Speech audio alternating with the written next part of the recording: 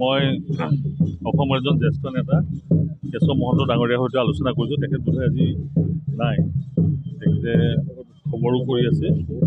কলিয়াবৰ অহাটো মোৰ কাৰণে আনন্দৰ বিষয় আৰু মই ভাল পাইছোঁ যে অসম গণ পৰিষদৰ জ্যেষ্ঠ নেতাসকল আৰু ভাৰতীয় জনতা পাৰ্টীৰ জ্যেষ্ঠ নেতাসকল সকলো উপস্থিত আছে।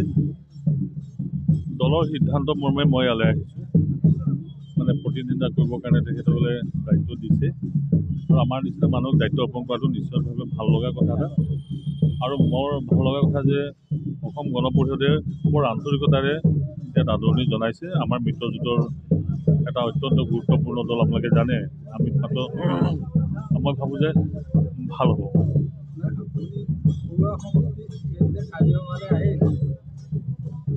ঘৰুৱা সমষ্টি বুলি সংসদজন ঘৰুৱা বুলি তেনেকৈ সংসদ যেতিয়া হয়, এই ক্ষেত্ৰখন বহুত ডাঙৰ হয় আৰু নিজে আহিব নোৱাৰি।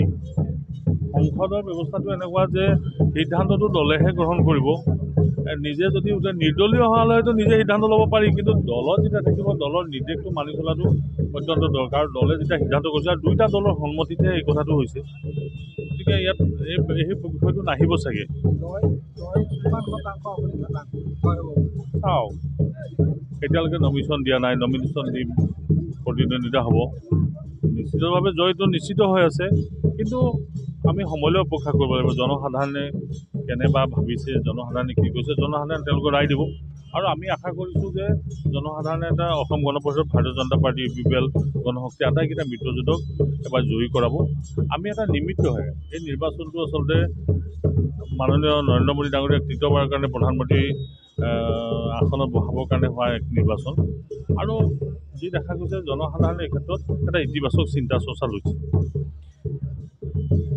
দুইটা দল, বিশেষকৈ আমাৰ এই অঞ্চল অসম গণ পৰিষদ, ভাৰতীয় জনতা পাৰ্টীৰ গণশক্তিও আছে।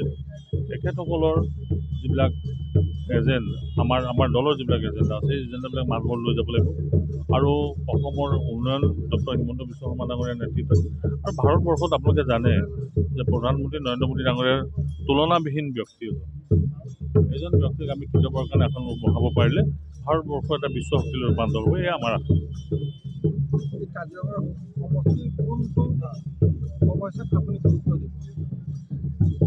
আমাৰ এই কাজিৰঙা সমষ্টিত আমি এইটো নৱগঠিত সমষ্টি।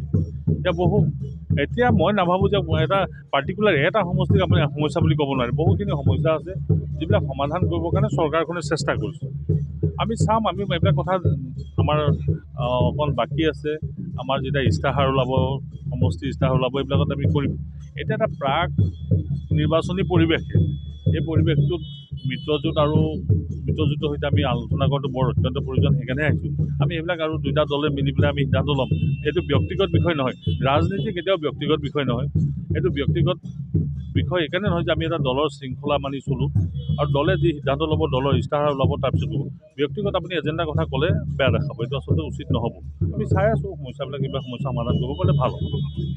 কংগ্ৰেছৰ ৰজনীনা তিৰ্কীয়ে কৈছে যে বিজেপি দলৰ কাজিৰঙা সমষ্টিত প্ৰাৰ্থিত্বৰ অভাৱ হৈছে কাৰণে এজন ৰাজ্যসভাৰ সাংসদক তেখেতসকলে প্ৰাৰ্থিত্ব দিছে। কিন্তু আমাৰ অভিযোগ ৰজনীনা তিৰ্কীৰ কথাটো আপোনালোকে ইমান গুৰুত্ব দিছে যে, তাই দেখোন স্থানীয় মানুহ আছিলে সৰু পথাৰত, তাই কেলৈ জিকি নাহিলে?